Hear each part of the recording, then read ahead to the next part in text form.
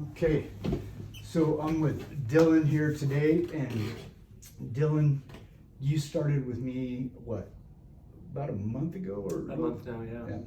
So you want to just kind of explain your situation, what you came in for? Sure, yeah. Back in June of this year, I started experiencing some pretty severe allergic reactions, kind of out of the blue, with no previous food allergies or much history medical-wise. Was hospitalized, had many tests ran, seen many different doctors, allergist, specialist, dermatologist, and kind of was left with not a lot of answers, and kind of set out on my own to kind of continue to manage symptoms and search for answers on my own. Yeah. That's And when I ran into you. You're a firefighter and paramedic, or? Yes, sir. Yep. Yeah. Work as a firefighter paramedic. And you did take the COVID vaccine, but did not have any allergic reactions or anything to that, correct? Correct. Yeah, I had that back in October of 21. October 21, okay. But, and you said that you've always kind of had the rosacea, pretty red cheeks. And, Yeah. But this, why don't you explain a little bit about the flushing, and you actually had a couple of anaphylactic, yeah, it was pretty serious. Yeah, very, the flushing started back, I've always had a reddish complexion with lighter skin and rosacea and some eczema. But the flushing started in June after my first reaction and did not let up, stayed persistent. That was the only diagnosis that I had, was unknown flushing syndrome is what the doctors left me with. And I've had marked improvement in that even the short time I've been. But you actually started going into an anaphylactic reaction in your airway. Yeah, that was what brought me into the ER twice actually. Was anaphylaxis, and then during my week-long stay in the hospital, I had 2 or 3 other reactions that required treatment with epinephrine and other anaphylaxis drugs. And they never did identify what. So you said that you were at a fun firefighter picnic or something, and had a hot dog, and I had a raw carrot.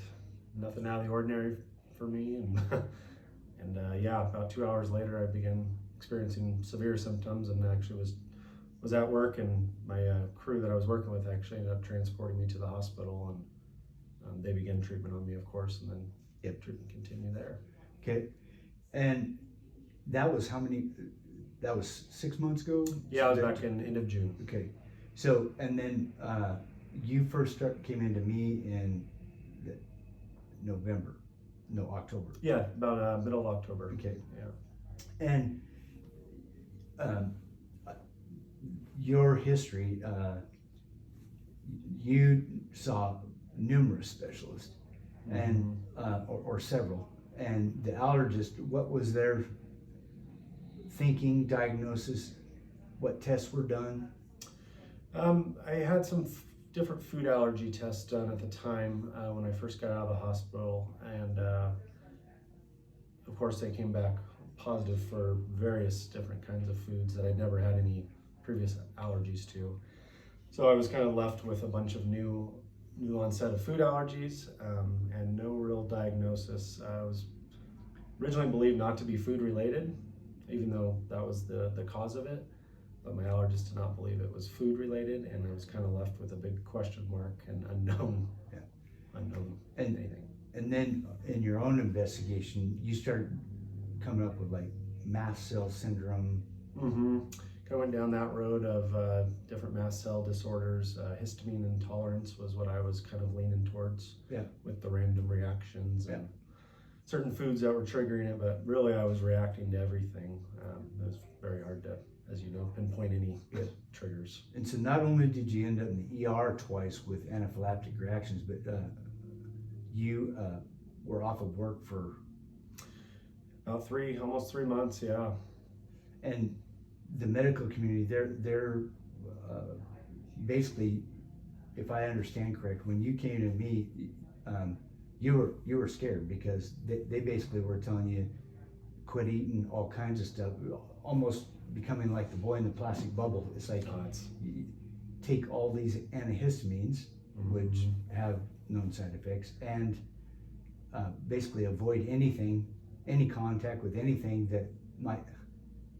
Can you expand on that? Yeah, absolutely. That's very accurate. I was discharged from the hospital and basically left with that mentality of don't go outside because it could be environmental. We don't know. It could be food. So, you're very limited on what you can try, and we don't really have an answer for you. But here's some pills that we can manage your symptoms with, and that's kind of where I was left. And even asking to be sent elsewhere, to Portland, to various places for specialists. Around here, nobody seemed to know what was going on, but that was not entertained as an option either. And yeah, I was very scared and off work for 3 months. I have a wife and 2 kids at home, and it was a very uncertain time. Yeah, and feeling like being afraid to go outside, or to go back to work, also being afraid to eat. I can imagine psychologically after 3-4 months of not having an answer.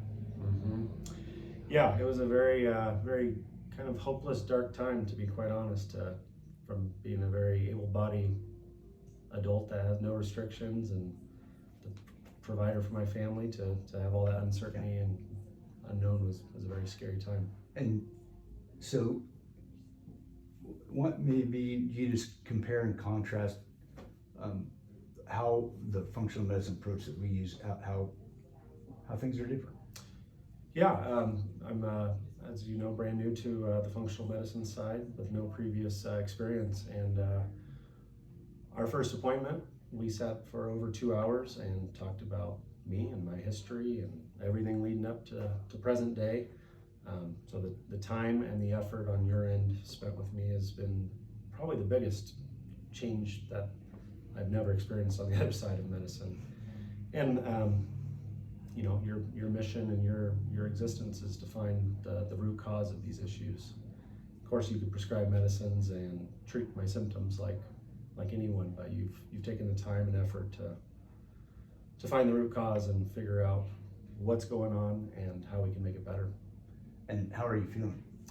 In the month and a half that we've been together, I've seen a lot of improvement. My energy has come back. I'm back to work full time, which has been great mentally and physically for me. A lot of my symptoms have already shown huge signs of improvement. And because you were having heart palpitations, the severe flushing, and no anaphylactic reaction since we started. Yep, since we've started, my reaction, the random reactions I was having have come down quite a bit. I haven't really experienced no anaphylaxis. GI symptoms have begun to improve, which I've never had that in my entire life, so that's been a huge gain. And so basically, what we did with Dylan is we did the initial functional medicine history and exam, did some fairly comprehensive labs, and looked at different micro and macronutrient deficiencies. And definitely you're deficient in vitamin D, and I'm trying to recall everything that there was a good number of them. Also pretty loaded up in homocysteine. So we put you on some methylated B vitamins, some vitamin D and vitamin A to help balance the Th1, Th2 part of the immune system. And want you, from your perspective, to the approach that we've used, and the supplements, how you tolerate them, how's the diet and the gut restoration process that we're doing. I've again, coming from not really taking any medicine, or taking many medicines my whole life, to be on a bunch of supplements and vitamins was a huge change, but it was very, very comforting to know that I'm not being prescribed these medicines with all these side effects. When I was on 5 or 6 different medicines throughout the summer, I was noticing a lot of side effects that were adding to my already complicated reactions that I was having and symptoms. I think I've adjusted really well to them. been on, like I said, about a month and a half now, and yeah, they're going great. Got symptoms? Yeah, I've always had a very sensitive stomach throughout my life, and it's just been normal for me, what I thought was normal. And here over the last 2 or 3 weeks, it's been a completely different GI system for me, and A lot better. Yeah, huge improvements. Yeah. What else would you say to any potential person that might be in your situation, facing that kind of uncertainty?